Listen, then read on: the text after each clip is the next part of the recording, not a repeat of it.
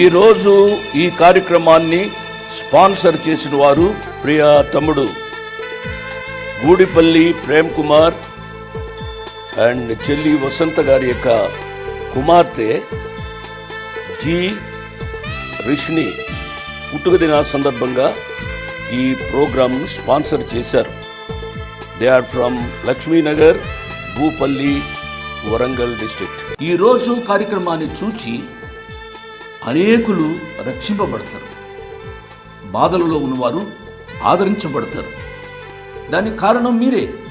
కాబట్టి ప్రభు మిమ్మలను నిండారుగా దీవించును కాక. Praise the Lord. దేవుని నామానికి స్తోత్రం. తమ్ముడు, చెల్లెమ్మ ఎలా ఉన్నారు? బాగున్నారా? లేకపోతే ఎంతో బరువైన హృదయముతోని కన్నీరు పెట్టుకొని ఈ ప్రోగ్రాంని చూస్తున్నారా? అన్నయ్య, ఎందుకు మా జీవితాల్లో ఇన్ని శ్రమలు, ఎందుకు దేవుడు ఇన్ని కష్టాలు మా జీవితాల్లో ఇచ్చారు అని చెప్పి మీరు బాధపడుతున్నారా? అక్కయ్య, నీవు కూడా ఎంతో కంటతడ పెట్టుకొని బరువైన హృదయంతో, విరిగి నలిగిపోయిన హృదయంతో ఈ ప్రోగ్రాంని మీరు చూస్తున్నారా?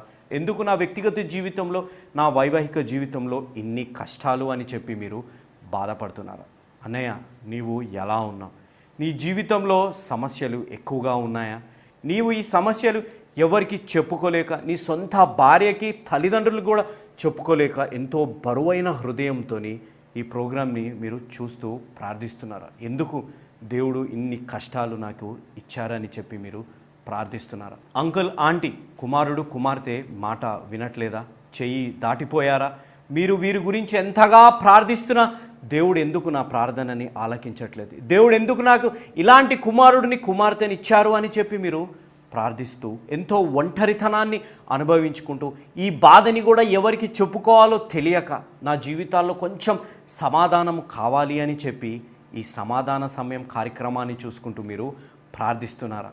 మీ బాధ వినడానికి, మీ ప్రార్థనని బలపరచడానికి యేసు అనుచరుల ప్రార్థనా బృందం ఎల్లప్పుడూ మీతోని ఉందని మీరు మరవకండి. మీరు సంతోషంగా, ఆరోగ్యంగా, అతి ముఖ్యంగా మీ జీవితాలలో మీరు పరిశుద్ధంగా జీవించాలి అనేదే మా ప్రార్థన.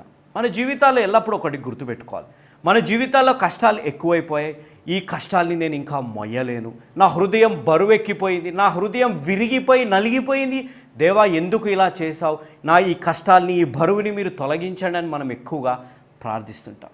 కానీ మనం అలా ప్రార్థించకూడదు. Don't pray for a lighter load, but pray for a stronger back. నాకు కష్టాలు ఎక్కువైపోయి తొలగించండి అని ప్రార్థించే కంటే మన జీవితాల్లో, దేవా ఎన్ని కష్టాలైనా సైన్యములకు అధిపతి అనే యెహోవా నా తోడున్నాక నాకింటిది భయం అనే విధంగా అలాంటి విశ్వాస జీవితాన్ని నాకు అనుగ్రహించు దేవా అని ఎందుకు మనం ప్రార్థించకూడదు? అలా మనము ప్రార్థించి అలాంటి జీవితాన్ని మనము జీవించాలి.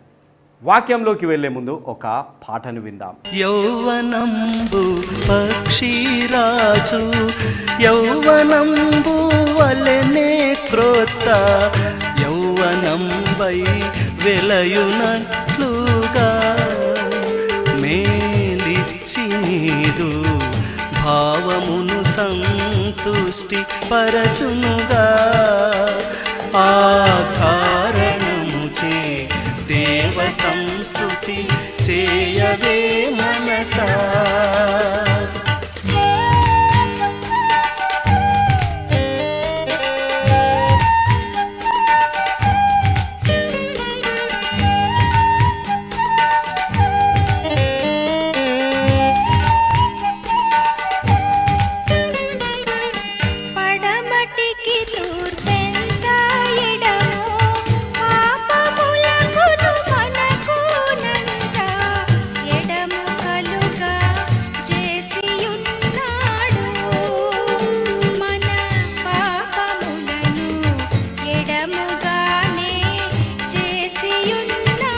పాట విన్నారు కదా? ప్రార్థన చేసుకుందాం. వీలైన వారందరూ, అతి ముఖ్యంగా యవనస్తులు, నాతో పాటు ఈ ప్రార్థనలో మోకరించాలి అనేది నా మనవి. మీరు నాతో పాటు ఈ ప్రార్థనలో ఏకీభవించడం ద్వారా, ఏ ప్రార్థన అవసరతల కొరకైతే నేను ప్రాముఖ్యంగా ప్రార్థిస్తున్నాను, వారి జీవితాల్లో ఒక అద్భుతాలు, స్వస్థతలు, అతి ముఖ్యంగా వారి విశ్వాసం బలపడటంలో మీరు కూడా పాలిభాగస్తులే. ప్రేమలు మా తండ్రి, పరిశుద్ధమైన మా ప్రభువా, ఈ కొద్దిపాటి సమయాన్ని మాకు ఇచ్చినందుకు మీకు ఎంతో వందనాలు, కృతజ్ఞతలు చెల్లించుకుంటున్నాం. ఈ వారమంతా మమ్మల్ని కాచి కాపాడిన విధానం కొరకే మీకెంతో వందనాలు. మీ అపారమైన ప్రేమలో, మీ అపారమైన కృపలో ప్రవ్వా మమ్మల్ని ఉంచుకొని ఇంకా సజీవులుగా మమ్మల్ని ఉంచినందుకు మీకు ఎంతో వందనాలు. ప్రవ్వా కృపామయుడు, కరుణామయుడు, ధవలవర్ణుడైన దేవుడు, రత్నవర్ణుడైన దేవుడి మీద నమ్మకం ఉంచి, యేసు అనుచరులుగా పిలబడుతున్న మా మీద నమ్మకం ఉంచి ఒక భారము, ఒక బాధ్యతతోని పంపించారు. మేము మీ యందు నమ్మకంగా విజ్ఞాపన చేస్తామని. కాబట్టి ప్రవ్వా మీ పరిశుద్ధమైన పాదాల ముందు ఈ ప్రార్థన అవసరతలన్నింటినీ తీసుకొని వస్తున్నాం. వారి కుటుంబంగా, ఆర్థికంగా, వైవాహికంగా ప్రవ్వా సెటిల్మెంట్ విషయంలో, ప్రవ్వా వివాహ విషయంలో, ప్రవ్వా సంతానము విషయంలో ఎన్నో బాధలు, ఎన్నో కష్టాలు. వారి జీవితాల్లో ఒక అద్భుత కార్యాన్ని మీరు చేయమని, వారి జీవితాల్లో స్వస్థతలు తీసుకొని రమ్మని, వారి జీవితాల్లో వారి విశ్వాసాన్ని మీరు బలపరచమని మేము వేడుకుంటున్నాం. వీరిలో ప్రాముఖ్యంగా ప్రవ్వా పి విజయలక్ష్మి థైరాయిడ్తోని, కాళ్ల తిమ్మిర్లతోని బాధపడుతున్నారు. వారి స్వస్థత కొరకై లక్ష్మీ నాయుడు థ్రోట్ ఇన్ఫెక్షన్తోని, ఎల్లయ్య పెరాలసిస్తోని, ఏ పార్వతి షుగరు, థైరాయిడ్, గ్యాస్ట్రిక్ ప్రాబ్లంతోని బాధపడుతున్నారు. వారి స్వస్థత కొరకై రాజేష్ ఇంకా రమ్యశ్రీ 4 సంవత్సరాలుగా విడిపోయి ఉన్నారు. వారిని తిరిగి కలపమని, వసంత కీళ్ల నొప్పులతోని, సంతోషమ్మ ప్రవ్వా పెరాలసిస్ వచ్చి చెయ్యి కాళ్ళు పని చేయట్లేదు, జోసలిన్ ప్రవ్వా థైరాయిడ్ నుంచి స్వస్థత కొరకై ప్రార్థిస్తున్నాం.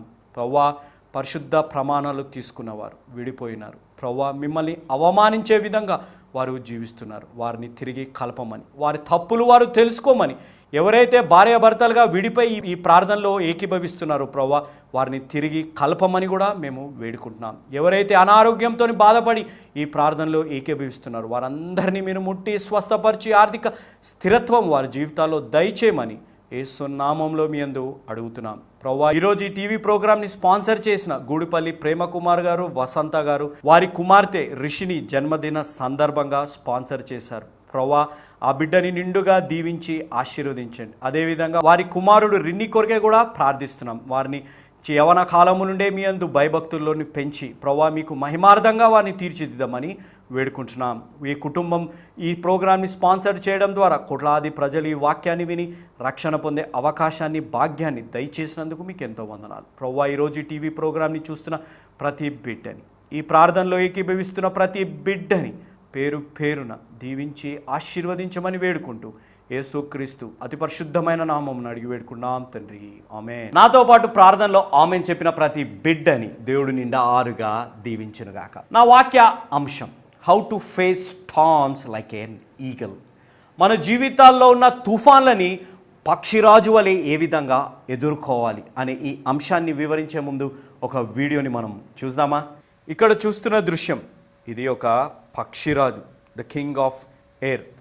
దీని జీవిత కాలము 70 సంవత్సరాల వరకు అది బతకగలుగుతుంది. కానీ దాని 40వ ఏట తన పంజాలు ఏ విధంగా అయితే తను వేటాడి తన ఆహారాన్ని సమకూరుస్తుందో ఆ పంజాలు సరిగ్గా పనిచేయవు. తన ముక్కు వంగిపోతుంది. ఏ రెక్కలతోనైతే ఆకాశం వైపు ఎగురుతుందో ఆ రెక్కలు కూడా సరిగ్గా పనిచేయవు. ఎంతో బలహీనంగా అవి అయిపోతుంది. దాని ముందు ఒక అవకాశం. అలానే బలహీనంగా మరణించాలా, లేకపోతే నొప్పితోని బాధతోని కూడిన ఒక మార్పు అది తీసుకోవాలా. అలాంటప్పుడు అది కొండపై తన గూడు దగ్గరికి వెళ్ళి ఆ ముక్కుని ఒక రాయికి రాసేస్తుంది. ఆ రాయే క్రీస్తు. ఆ ముక్కు రాలిపోయాక కొత్త ముక్కు వచ్చాక తన పంజాల్ని లాగేస్తుంది. తరువాత తన రెక్కల్ని కూడా లాగేస్తుంది. ఎప్పుడైతే ఇవన్నీ తిరిగి పెరుగుతాయో ఒక నూతన సృష్టిగా అది మారిపోతుంది. నూతన ఉత్సాహము, నూతన ధైర్యము, నూతన శక్తితోని అది మళ్ళీ అదే పక్షిరాజు వలె ద కింగ్ ఆఫ్ ఎయిర్ లాగా మళ్ళీ నూతన జన్మ తీసుకొని 30 సంవత్సరాలు అధికంగా బ్రతుకుతుంది. మన జీవితాల్లో కూడా ఎందుకు ఈ మార్పు రావాలి? మనము బ్రతకడానికి, దేవుడిచ్చిన అద్భుత జీవితాన్ని జీవించడానికి, ఒక నూతన జీవితము జీవించడానికి. మన జీవితాల్లో గతంలో చేసిన తప్పులు, గతంలో చేసిన పాపాలు మన జీవితాల్లో వాస్తవంలోకి రాకుండా, మన వాస్తవాన్ని పాడు చేయకుండా ఉండాలంటే అవన్నిటిని మనము ఊడదీసేయాలి, పీకేసేసి పక్కకి పడేయాలి. అప్పుడే కానీ ఒక నూతన సృష్టిగా మనము మారము, ఒక నూతన జన్మ మనము తీసుకోము. కాబట్టి ఈరోజే మన జీవితాల్లో ఎలాంటి పాపపు జీవితాన్నున్న తొలగించేసి ఒక పక్షిరాజు వలె నూతన ఉత్సాహముతోని నూతన శక్తితోని పరలోకానికి మనము వెళ్దామా? దేవుని నామానికి స్తోత్రం. వీడియోని చూశారు కదా, పక్షిరాజు ఈగిల్ అనగానే చాలామందికి భయమేస్తుంది, అవునా? ఎందుకంటే బలమైన పక్షి, శక్తివంతమైన పక్షి రాజు, ద కింగ్ ఆఫ్ ఎయిర్. ఆ పక్షి రాజు, the eagle lives for 70 years. అంటే ఆ పక్షిరాజు 70 సంవత్సరాలు బ్రతుకుతుంది. కానీ 40వ సంవత్సరంలో ఆ పక్షిరాజు ఎంతో బలహీనము అయిపోతుంది. దానికి ఉన్న ముక్కు సరిగ్గా పనిచేయదు, దానికి ఉన్న రెక్కలు అంత బలహీనంగా అయిపోయి ముందుగా ఎగిరే అంత బలంగా వేగంగా ఆకాశంలో ఎగిరే అంత శక్తి ఆ పక్షిరాజుకి ఉండదు. దానికి ఉన్న పంజాలు కూడా చాలా బలహీనంగా అయిపోతాయి. అలాంటి సమయంలో పక్షిరాజు ముందు ఒక అవకాశం వస్తుంది. ఏ మార్గాన్ని ఎంచుకోవాలి? 40 సంవత్సరాల్లోనే అలానే బలహీనంగా చనిపోతావా, లేకపోతే నీ జీవితంలో కొంచెం బాధ కలిగిన ఒక మార్పు నీ జీవితంలో రావాలి. ఆ మార్పు కానీ ఆ పక్షిరాజు తీసుకుంటే ఇంకా 30 సంవత్సరాలు అది బ్రతుకుతుంది. It is at a cross roads, ఒక జంక్షన్లో అది నిలబడిపోయింది పక్షిరాజు. ఏ మార్గాన్ని ఎంచుకోవాలి?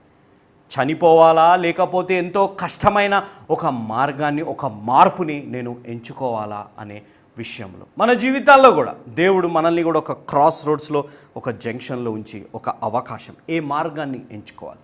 పాపిగానే మరణించాలా, లేకపోతే దేవుడి కొరకు జీవించి దేవునికి మహిమ తెచ్చేటట్టు జీవించాలా అనే ఒక మార్గాన్ని ఎంచుకునే అవకాశాన్ని మనకి దేవుడిస్తున్నారు. కానీ these days people are habituated to their sinful life. They don't like to change their life style.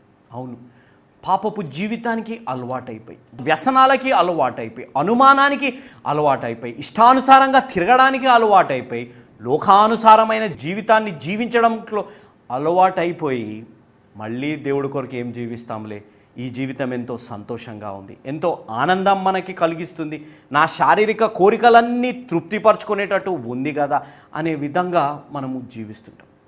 ఎప్పుడైనా మన జీవితాల్లో ఒక మార్పు కోసం మనం ప్రయత్నిస్తే సాతానుడు దాన్ని రానివ్వడు కూడా. ఆ ఆలోచన వచ్చినా మన జీవితాల్లో లోకాన్ని ఇంకా అందంగా చూపెట్టడానికి ప్రయత్నిస్తాడు. మన జీవితాల్లో కూడా వ్యసనాలు మానడం మనకి ఎంతో బాధాకరం, సిగరెట్లు తాగడం ఎంతో బాధాకరం మనకి, కానీ అవి మానుకోవాలంటే ఎంతో కష్టం, అవునా? వ్యభిచారము చేయడం మానుకోవడం కష్టమే. శారీరక కోరికలకి అలవాటైపోయి జీవించేవారు అది మానుకోవడం కష్టం. లంచాలు తీసుకునేవారు అది మానుకోవడం కష్టం. నా జీవితం సంతోషంగా కొనసాగుతుంది కదా, కానీ అలా జీవించేవారు ఒక బలహీన ఘట్టమని మర్చిపోతారు. కాబట్టి ఈరోజు దేవుడు మనల్ని కూడా ఒక ప్రశ్న అడుగుతున్నారు. God has kept us at a crossroads and God is asking us, are you ready for a change? దేవుడు మనల్ని కూడా ఒక జంక్షన్లో, ఒక క్రాస్ రోడ్స్లో నిలబట్టి మనల్ని కూడా అడుగుతున్నారు, మార్పుకి సిద్ధంగా ఉన్నావా? నువ్వు బలహీనం పడిపోతున్నావు, మార్పుకి నువ్వు సిద్ధంగా ఉన్నావా అని దేవుడు ప్రశ్నిస్తుంటే ఏ మార్గాన్ని మనం ఎంచుకుంటున్నాం ఆలోచించాలి.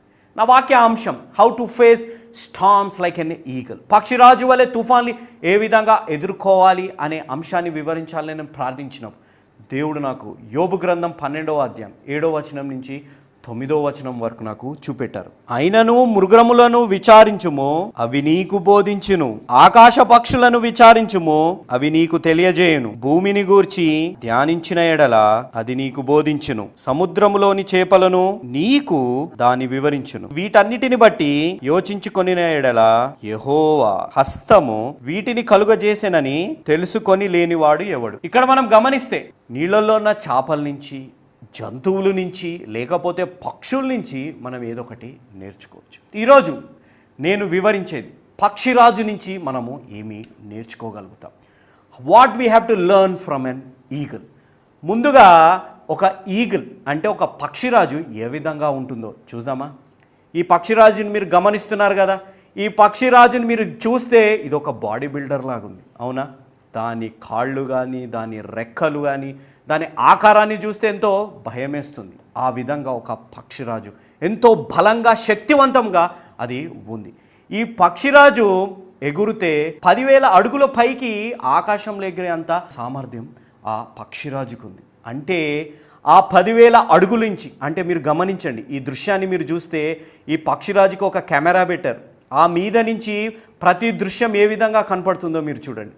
ఆ 10,000 అడుగు నుంచి దానికి ఉన్న కనిచూపు ఎంత బలమైన కనిచూపు అంటే ఆ 10,000 అడుగు నుంచి దానికి ఏదైనా జంతువు కనపడితే 100 కిలోమీటర్ల వేగంతో కిందకొచ్చి దాన్ని పట్టుకుంటుందంట. అంటే మీరు గమనించాలి, అంత పైనుంచి కూడా చిన్నలో చిన్నదైనా ఏదైనా కనపడితే దాన్ని గబాల్న పట్టేసుకుంటుంది. మీరు ఈ దృశ్యంలో చూస్తుంటుండొచ్చు, ఈ పక్షిరాజు ఏ విధంగా ఎగురుతుంది, ఎంత పైకి ఎగురుతుంది, ఎంతో ఆకాశంలో అడుగులోకి అది ఎగురుతుంది. దాని రెక్కల పొడవు ఎంతో తెలుసా? 7.5 ఫీట్లు. అంటే దానికి ఎంత బలము, ఎంత శక్తి ఆ పక్షిరాజుకుంది. కానీ ఈ పక్షిరాజులో ఉన్న ఒక గొప్పతనం ఏంటిదో తెలుసా? అది ఎప్పుడు చనిపోయి ఉన్న ఆహారం, కుళ్ళిపోయి ఉన్న ఆహారాన్ని తినదు. అది ఎప్పుడైనా ఫ్రెష్గా ఉన్న ఆహారాన్ని తింటుంది. కానీ ఒక పక్షి అంత మంచి ఆహారాన్ని తింటుంటే జీవాహారము తినవలసిన మానవుడు, ఒక గొప్ప అద్భుతము మర్మం లాంటి సృష్టి అయిన మానవుడు దేని మీద ఆధారపడి ఉన్నాడు? కుళ్ళు, కుతంత్రాలు, కోపము, ద్వేషము, అసూయ, పగ, లేకపోతే పాపం మీద ఆధారపడి ఉన్నాడు. కానీ మన జీవితాల్లో ఫ్రెష్గా ఉన్న జీవ ఆహారమైన దేవుని వాక్యం మీద మనం ఆధారపడి ఉన్నామా? ఒక పక్షిని దేవుడు ఎంత అద్భుతంగా సృష్టించాడంటే అది చనిపోయి ఉన్న మాంసాల్ని, లేకపోతే కుళ్ళిపోయి చీమలు పట్టి ఉన్న మాంసాన్ని ఆ పక్షిరాజు ముట్టుకోడు. మన జీవితాల్లో ఎలాంటి జీవితాన్ని మనం జీవిస్తున్నాం? దేవుడు చూపెట్టే కృప పట్ల మనం విశ్వాసం కలిగి ఉన్నామా? మన జీవితాల్లో దేవుని కృప నూతనంగా ప్రతిరోజు మన పట్ల ఉన్నప్పుడు మనం దేని మీద ఆధారపడి జీవిస్తున్నాం? కుళ్ళిపోయిన హృదయాలు వేసుకొని మనం జీవిస్తున్నామే. ఎందుకు మన జీవితాన్ని నూతన పరచుకోలేకపోతున్నాం? మీరు కానీ ఈ పక్షిరాజుని గమనించండి, ఎంత పైనుంచైనా అది ప్రతి దాన్ని చూస్తుంది. ఎంత పైకున్నా దానికి ప్రతిదీ కనపడుతుంది. అంటే దాని కనుదృష్టి ఎంత బలంగా ఉంది. మన తండ్రి అయిన దేవుడు కూడా ఎంత పైనున్నా మన జీవితాన్ని గమనిస్తున్నాడు. ఎలాంటి జీవితాన్ని మనము చూస్తున్నాం? మనము అనుకోవచ్చు తల్లిదండ్రులు చూడట్లేదు, తోబుట్టులు చూడట్లేదు, భార్య కానీ భర్త కానీ చూడట్లేదు, ఎవ్వరూ చూడట్లేదు నేను ఎంత పాపము చేసినా అని. కానీ పక్షిరాజు వలె తండ్రి అయిన దేవుడు మనల్ని చూస్తున్నారు అనేది గమనించాలి. నా పక్కన ఉన్న ఈ పక్షిని కానీ మీరు గమనిస్తే ఇదెంతో నిశ్శబ్దంగా ఉన్నట్టు కనపడుతుంది. కానీ మనం ఒక పక్షిరాజు నుంచి నేర్చుకోవాల్సింది ఏంటిది? మీరు ఈ దృశ్యాన్ని కానీ గమనిస్తుంటే ఈ పక్షిరాజు ఎలా ఎగురుతుంది?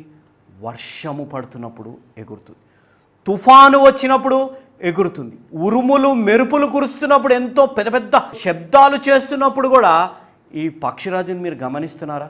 ఎంతో నిశ్శబ్దంగా, ఎంతో సుఖంగా ఎగురుతుంది. అంటే ఈ పక్షిరాజులో ఉన్న ఒక గొప్ప లక్ష్యం, ప్రతి క్రైస్తవుడు, ప్రతి మానవుడు ఈ పక్షిరాజు నుంచి నేర్చుకోవాల్సింది ఏంటిదంటే, ఉరుములు వచ్చినప్పుడు, మెరుపులు వచ్చినప్పుడు, థండర్స్ అండ్ లైట్నింగ్ స్టార్మ్స్ వచ్చినప్పుడు, తుఫాన్లు వచ్చినప్పుడు అన్ని పక్షులు భయపడిపోయి దాచుకుంటాయి. కానీ పక్షిరాజు ఒక్కటే ఆ తుఫాన్లకి ఎదురుగా ఎగురుకుంటా ఆకాశంలోకి వెళ్తుంది. అంటే దేని కొరకు వెళ్తుంది? ఆ ఆకాశంలో దాన్ని దేనికోసం వెతుకుతుందో తెలుసా? సూర్యుడి కోసం వెతుకుతూ ఉంది. ఇప్పటి వరకు ఈ సూర్యుడు నా మీద వెలుగు చూపెడుతున్నాడు, ఈ సూర్యుడు మబ్బుల్లో నాకు కనపడట్లేదు, కాబట్టి తుఫాను వచ్చిన, శబ్దాలు చేసిన, ఉరుములు మెరుపులు కూర్చినా నేను భయపడను. ఆ తుఫాన్లలో ఆ సూర్యుడు, వెలుగు ఇచ్చే సూర్యుడికి వెతుక్కుంటా సూర్యుడి దగ్గరికి వెళ్తుంది. మీరు ఇంకొక విషయాన్ని గమనిస్తే, ఏ పక్షికి లేని గొప్ప లక్షణము పక్షిరాజులు ఏంటిదంటే, సూర్యుడిని నేరుగా అది చూడగలుగుతుంది. సూర్య కిరణాలు ఆ కంటి చూపిని కూడా ఏమీ ఆ పక్షిరాజుకి చేయలేవు. కాబట్టి ఆ పక్షిరాజుకున్న బలం, ఆ పక్షిరాజుకున్న ధైర్యము, సూర్యుడి దగ్గరికి నేను వెళ్తాను, సూర్యుడు నన్ను కాపాడుతుంది అని. కానీ మన జీవితాల్లో సాతానుడు మన జీవితాల్లో ఒక తుఫాను లాంటి సమస్యలు తీసుకొని వస్తాడు. కుటుంబాలలో భేదాభిప్రాయాలను తీసుకొని వస్తాడు. వైవాహిక జీవితంలో భార్య భర్తల మధ్య అనుమానాన్ని తీసుకొని వస్తాడు. కొత్తగా వివాహము చేసుకున్న తల్లిదండ్రులు నచ్చరు, అవునా? కొత్తగా వివాహము చేసుకున్న భార్య నచ్చదు, విడిచి వెళ్ళిపోతుంటాం, లేకపోతే పారిపోయి జీవించేవారు ఎంతోమంది ఉన్నారు. ఎందుకు? తుఫాను లాంటి జీవితాల్లో మనము జీవిస్తున్నప్పుడు, ఆర్థికంగా తుఫాన్లు ఎదుర్కొంటున్నప్పుడు, అనారోగ్యంగా తుఫాన్లు ఎదుర్కొంటున్నప్పుడు ఇతర పక్షుల వలె మనము దాచుకుంటున్నామా? ఇతర పక్షుల వలె ఆ తుఫాను వచ్చినప్పుడు మనము పారిపోతున్నామా, లేకపోతే పక్షి రాజు వలె ఆ తుఫానికి ఎదురుగా మనము వెళ్తున్నామా? సూర్యుడిని సృష్టించిన దేవుడు, వెలుగై ఉన్న దేవుడి దగ్గరికి మనము వెళ్తున్నామా అనేది ఆలోచించాలి. ఒక పక్షి రాజు తుఫాన్లు వచ్చినప్పుడు ఎదురుగా వెళ్ళిపోయి సూర్యుడిని వెతుకుతుందే, ఎందుకంటే ఆ తుఫానులో ఆ పక్షిరాజుకి ఏమి జరిగినా ఆ సూర్యుడి దగ్గరికి వెళ్ళే వరకు అదంతా ఎండిపోతుంది. మన జీవితాల్లో కూడా మన తండ్రి అయిన దేవుడు, మన కుమారుడైన యేసు ప్రభు దగ్గరికి మనం వెళితే మన కష్టాలు కూడా ఎండిపోతాయి. Don't go to the sun. సూర్య నమస్కారాలు సూర్యుడిని పూజించడం కాదు, నిజమైన దేవుడు. Don't worship the sun but worship the sun of righteousness. తండ్రి అయిన దేవుని కుమారుడు యేసు ప్రభువారిని దగ్గరికి మనం రావాలి, వెలుగై ఉన్న దేవుడి దగ్గరికి రావాలి. అలాంటి తుఫానులలో ఆ దేవుడి దగ్గరికి వస్తే మన కష్టాల్ని దేవుడు తొలగిస్తాడు. యెషయా గ్రంథం 40:31 యెహోవా కొరకు ఎదురు చూసువారు నూతన బలము పొందుదురు, వారు పక్షిరాజు వలె రెక్కలు చాపి పైకి గురుదురు, ఆలయక పరిగెత్తుదురు, సొమ్మసిల్లక నడిచిపోవుదురు. అంటే ఇక్కడ మీరు గమనించాలి, నూతన బలము, నూతన శక్తి మన జీవితాల్లో వస్తుంది. ఎప్పుడు? when we look for the son of righteousness. Eagle looks for the sun, are we looking for the son of righteousness అనేది గమనించాలి. ఒక పక్షిరాజు ఎంత బలంగా ఉన్నా తన జీవితంలో కూడా తుఫాన్లు వస్తాయి. ఆ తుఫాన్లు ఎదుర్కొన్నప్పుడే ఆ మనిషి జీవితంలో ఎలాంటి వాడు, what kind of a man he is and with what metal he has been made అనేది తెలిసిపోతుంది. ఏ మట్టితోని సృష్టింపబడ్డవాడు అనేది తెలిసిపోతుంది. కాబట్టి శ్రమలు వచ్చినప్పుడు ఇతర పక్షుల వలె దాచుకోకుండా పక్షిరాజుల వలె మన జీవితాల్లో మనము జీవించాలి. నూతన శక్తి the sun of righteousness will give us అనేది గుర్తుపెట్టుకోవాలి.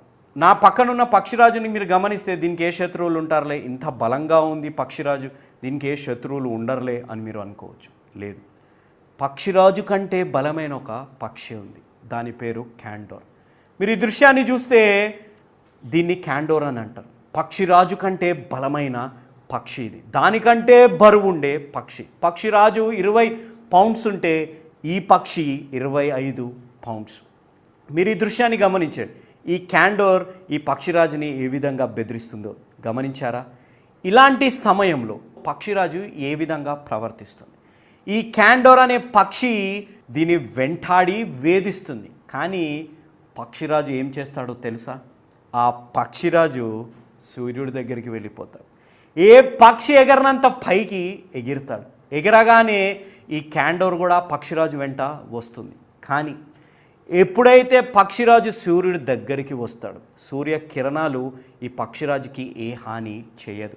కానీ ఈ క్యాండోర్ అనే పక్షి అంత పైకి ఎగరలేదు. ఆ సూర్యకిరణాలు ఈ క్యాండోర్ అనే పక్షిని చీకటిమయం చేస్తుంది. అంటే దానికి ఏది కనపడకుండా ఇట్ విల్ గెట్ బ్లైండెడ్.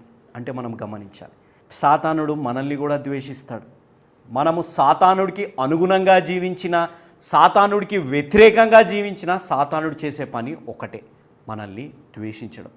కానీ దేవునికి వ్యతిరేకంగా జీవించిన, దేవుడికి అనుగుణంగా జీవించిన దేవుడు మాత్రం మనల్ని ఎల్లప్పుడూ ప్రేమిస్తారు.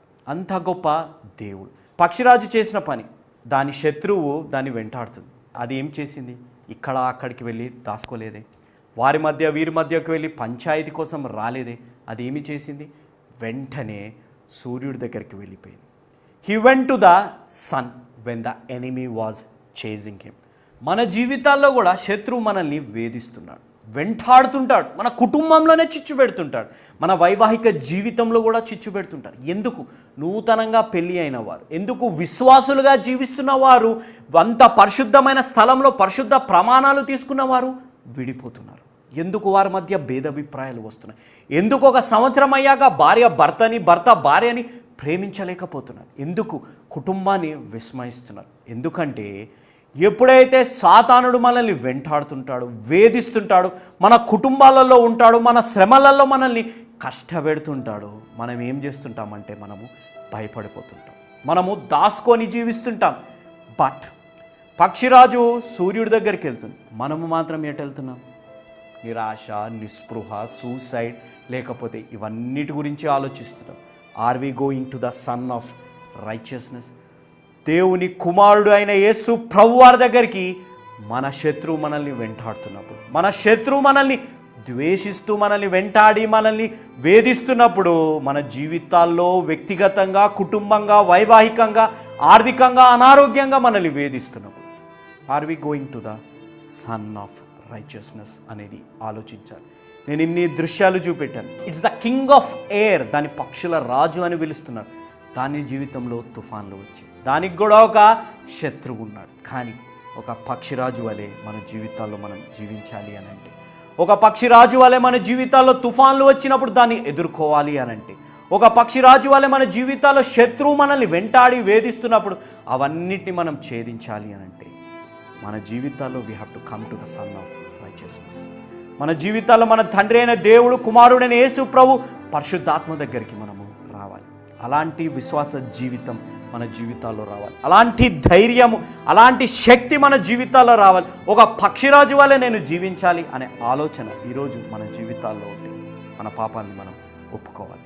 దేవుడిని మన సొంత రక్షకునిగా మనము అంగీకరించాలి. ఈరోజు కానీ మనం దేవుని సొంత రక్షకునిగా అంగీకరించగలిగితే మన శత్రువు సాతానుడు మన వెంట వచ్చినా, మనల్ని వేధించినా, మనల్ని వెంటాడినా, మన కుటుంబాలలోకి రావాలని ప్రయత్నించిన, మన వైవాహిక జీవితంలో రావాలని ప్రయత్నించిన, వ్యక్తిగతంగా మనకి ఎంత హాని చేయాలని ప్రయత్నించిన, ఎప్పుడైతే మనం దేవుడి దగ్గర ఉంటామో ఇది కూడా చీకటిమయమైపోతుంది. ఈ సాతానుడు దేవుని వెలుగుని తట్టుకోలేడు. మన జీవితాల్లో కూడా, మన కష్టాలలో, మన సమస్యలలో ఆ సాతానుడు కూడా మన జీవితాల్లోంచి వెళ్ళిపోవాలి అని అంటే వెలుగై ఉన్న దేవుడు మన జీవితాల్లో ఉండాలి. ఆ వెలుగై ఉన్న దేవుడి దగ్గరికి మనం రావాలి అంటే ఈరోజే ఒక నిజమైన యేసు అనుచరుడుగా మారాలి. ఎందుకనగా యేసు మార్చేది జీవితాలు, మతాలు కాదు అనేది మరవకండి. గత వారమంతా కుటుంబం యొక్క విలువ తెలియని వారి కొరకే ప్రత్యేకంగా ప్రార్థించాం. దేవుడు మా ప్రార్థనని ఆలకించి వారికి కుటుంబం యొక్క విలువ తెలియజేసినందుకు దేవుడికి ఎంతో వందనాలు, కృతజ్ఞతలు మేము చెల్లించుకుంటున్నాం. వచ్చే వారమంతా మీ జీవితాల్లో ఎలాంటి తుఫాన్లు, ఎలాంటి సమస్యలు ఉన్నా మీ కొరకు ప్రత్యేకంగా ప్రార్థిస్తాం. మీ ప్రార్థన అవసరతలన్నీ ఈ కింద ఉన్న ఫోన్ నెంబర్లకి పంపిమని నా మనవి. యేసు అనుచరులు ఒక మిషనరీ సంస్థ. ఈ మిషనరీ సంస్థ ఎక్కడైతే వాక్యము విత్తబడలేదో అక్కడికి వెళ్ళి దేవుని వాక్యాన్ని అందజేస్తుంది. ఈ పరిచర్య మ్యాగజిన్ ద్వారా, సువార్త సభల ద్వారా, అతి ముఖ్యంగా సువార్తని ప్రేమించే యేసు అనుచరులుగా ఉన్నవారు మమ్మల్ని ప్రోత్సహిస్తూ ఇన్ని సంవత్సరాలు ఈ మినిస్ట్రీని కొనసాగిస్తున్నారు. ఇక ముందు కూడా మీరందరూ కొనసాగిస్తారని, వెళ్ళలేకపోయినా వెళ్ళే మాలాంటి వారిని మీరు ప్రోత్సహిస్తున్నందుకు నా కృతజ్ఞతలు. ఇంకా మీ జీవితాల్లో మీకు ఒక భారం ఉందా? సర్వలోకానికి వెళ్ళి సువార్త ప్రకటించాలని, కానీ మీరు వెళ్ళలేకపోతున్నారా? మీరు వెళ్ళలేకపోయినా వెళ్తున్న మాలాంటి వారిని మీరు ప్రోత్సహించమని, యేసు అనుచరుల మినిస్ట్రీ విశ్వాసముతోని, నమ్మకంతోని, ఒక నిజాయితీగా దేవుని వాక్యాన్ని, సువార్తని ప్రకటిస్తూ వస్తుంది. అడవిలో ఉన్న వారిని కూడా వదలకుండా వారిని సువార్త ప్రకటించి యేసు ప్రభు ఒక రాజ్యంలో మనమందరం ప్రవేశించాలని సిద్ధపరుస్తూ వస్తున్నాం. కాబట్టి అతి ముఖ్యంగా యేసు అనుచరుల మిషనరీ సంస్థని, యవనస్తుడైన నన్ను మీరు ప్రోత్సహించమని, ఈ సమాధాన సమయం అనే కార్యక్రమాన్ని నిర్విఘ్నంగా కొనసాగాలి అంటే మీరు మాకు సహాయపడాలని నా మనవి. కాబట్టి ఇంతవరకు వాక్యాన్ని విన్న ప్రతి బిడ్డని దేవుడు నిండారుగా దీవించునుగాక. ఆమేన్.